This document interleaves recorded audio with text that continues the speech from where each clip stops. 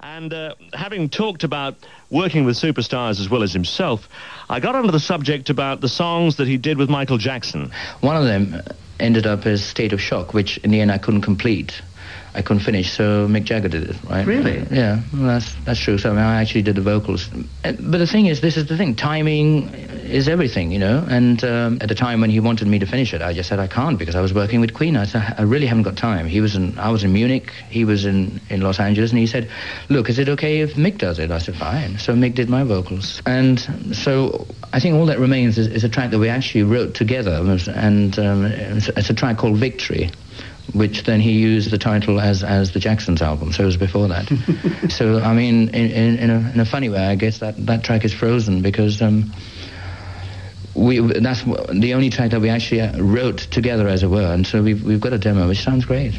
Well, working with other people, is that something you find hard, or do you enjoy it?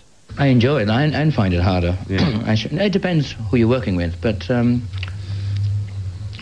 love that challenge. I love that challenge because it's...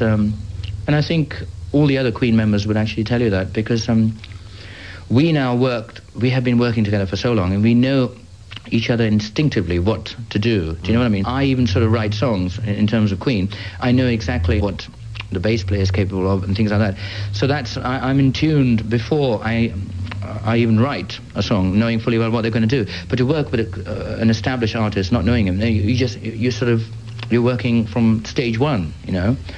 And that's a great challenge because you don't know which way to write, and you don't know what kind of aggression you're going to get, what kind of compliment you're going to get, you know, what kind of rapport you're going to get.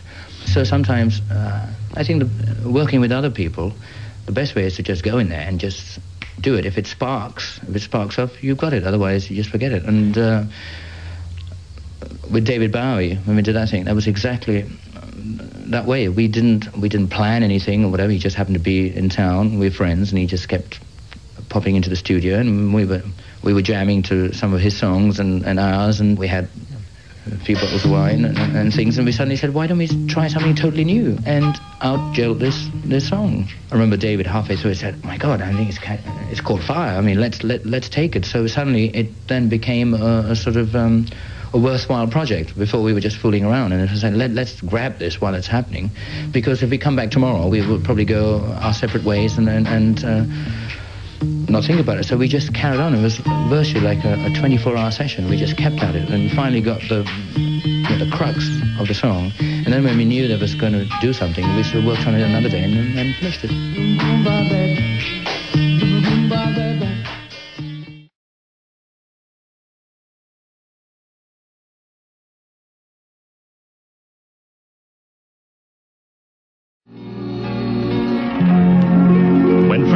Yesterday about the I Want to Break Free video, you might remember he said that it hadn't gone down particularly well in the States, and I wondered if the idea of failure, and failure in America in specifics, bothered him at all. I think we've got to a stage where we will do whatever we want, and I think that's the best way of doing it, because I hate to conform and pander to even public tastes, or as far as record company people are concerned. I mean, it's...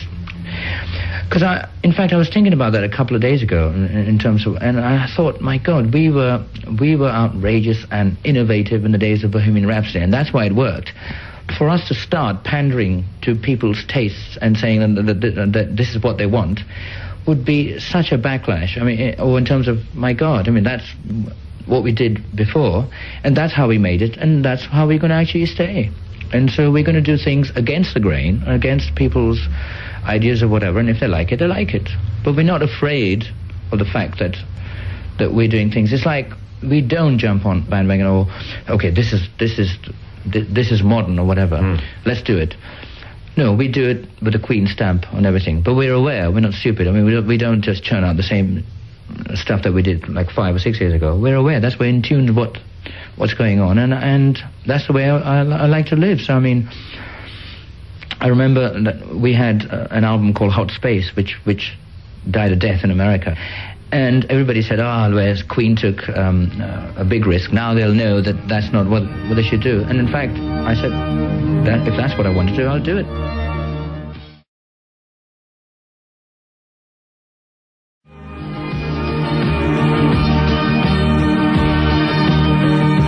Las Palabras de Amor from the Hot Space album. album, which of course didn't do very well in the States. And I wondered if that experience coloured his approach when he was making his new album, his solo album called Mr. Bad Guy. That to me was a bigger challenge. And these are the songs that I wrote, and I think my solo album is like a sort of an extension of Hot Space, to be honest. Next question then. Solo album. Mm-hmm. No, you're does it? Does it matter to you if it's successful? Of course, I'd love it to be successful. It matters to me a lot. Yes, I made a piece of music which I want to be accepted. Of course, I did. I didn't do it for my home. Well, I wondered. My home use. That's what I wondered. Of course. I mean, every artist does something to be accepted. I want it to be accepted in the biggest way possible. But I'm not worried about the fact if it wasn't successful, because I'll just go out and make another one. But your favourite track off the album? I know it's a crass question, but it's not, actually, because it may give some insight into you. My favourite track? Yeah. Actually, I like them all, but I mean, in the end of it, after listening to it, when I finished it, I like one of my favourite tracks is "Love Me Like There's No Tomorrow," which is because it's the way it came out, and it's a very personal thing, and I just sort of wrote it in 5 minutes, you know, and everything sort of gelled into place, and the words came into it, and it's just very emotional, very sort of very strong, and I just love that track. You had to kill the car.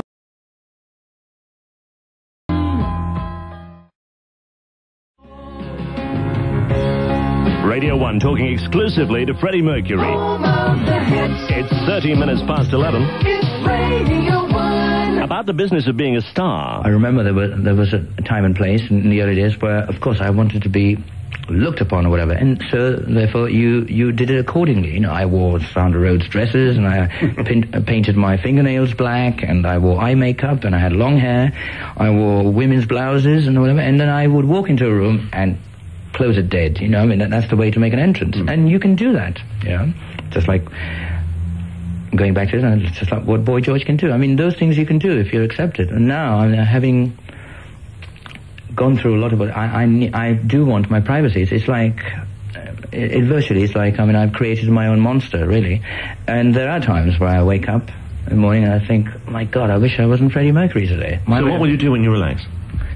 I socialize. Yeah. I socialize, I meet people, as long as I realize it's nothing to do with work. Right. Because I like the hustle and bustle of life. But how can you do that? Because you're Freddie Merkьюri. It's a bit like Prince Philip saying, I think I'll go and have fish and chips.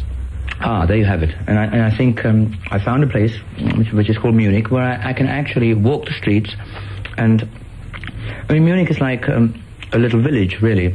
And I have a lot of friends over there. And they know who I am or whatever, but they just treat me as another human being. And they've accepted me that way. And that, to me, is a very good way of relaxing, because I don't want to sort of relax and sort of shut myself up. That's not what I want, because I go spare, I go mad. Yeah. Even quicker. But it's just that I like to feel that I can sort of do exactly the same kind of things, like socialize and have parties and whatever, but not having the burden of knowing fully well that, oh my God, tomorrow, I mean, I can't stay up too late because tomorrow I have a meeting, or I have a commitment, or I have to do a show, or anything like that. If I completely remove myself from that, I can still be in the same town, and that's my way of relaxing. What kind of things do you enjoy? What kind of movies do you enjoy? What kind of television programs do you enjoy? I don't watch too many movies, and I don't watch too much television.